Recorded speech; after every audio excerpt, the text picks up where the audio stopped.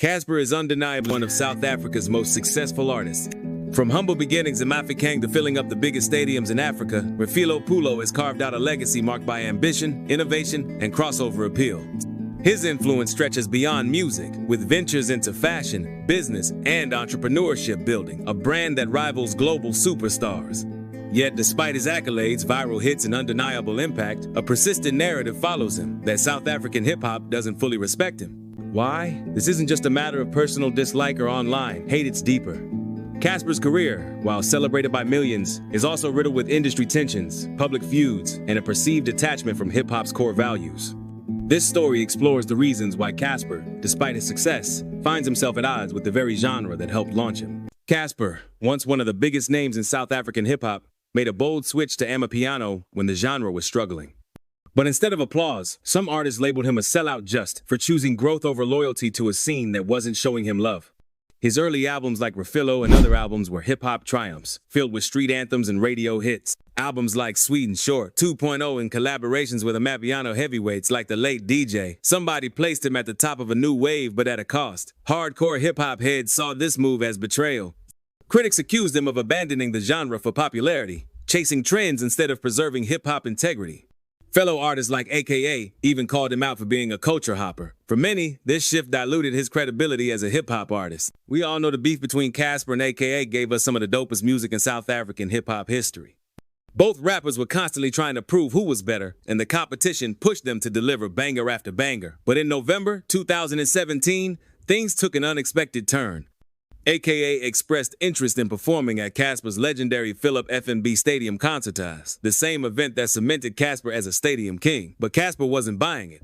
Instead of extending the invite, he shut it down with a cold response: buy a ticket like everyone else. But even after all that, the tension, the diss tracks, the Twitter jabs, AKA still showed Cassper love in his own way. And when AKA tragically passed away in 2023, Cassper put the beef aside for good. For years, they were rivals competing for the crown, dropping diss tracks, trading shots online. But in the end, Cassper chose respect over pride. He publicly mourned AKA's death, sending condolences to his family, and called him one of the greatest to ever do it. In a surprising yet heartfelt move, Cassper even made a song honoring AKA after his passing. It was his way of paying tribute to a fellow giant in the game, someone he had clashed with for years, but ultimately respected. But not everyone received it the way he intended. AKA's fans weren't impressed. Many accused Cassper of being fake of only showing love after AKA was gone. Another name that popped up in Cassper's long list of beefs? DJ Speedsta. What made this one hit harder was that these two had actually worked together in the past. There was history, respect, at least on the surface, but things took a sharp left.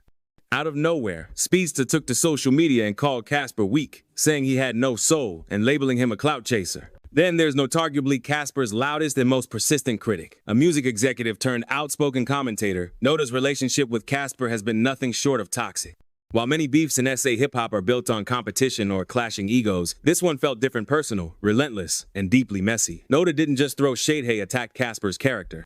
He accused him of owing the late Ricky Rick money from the 2017 Philip FNB Stadium event, claiming that Cassper ignored Ricky when he needed help providing for his kids. No proof was provided, but the claim alone sent shockwaves across the industry. Even Stilo, who had stayed neutral for years, eventually broke his silence, and when he didn't hold back. After Cassper's surprise marriage, Stilo publicly criticized him not over music, but over deeply personal matters tied to Cassper's ex and baby mama. Fundis, hey man, you got us confused, my dog. You got us real confused, my dog. Or at least me.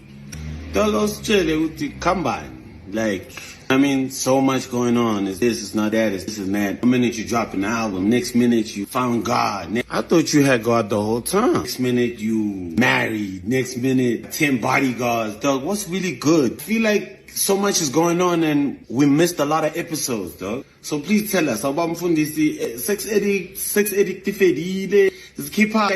More recently, in 2025, Cassper found himself in hot water, again this time, for comments he made about A-Reece on the El Tito podcast.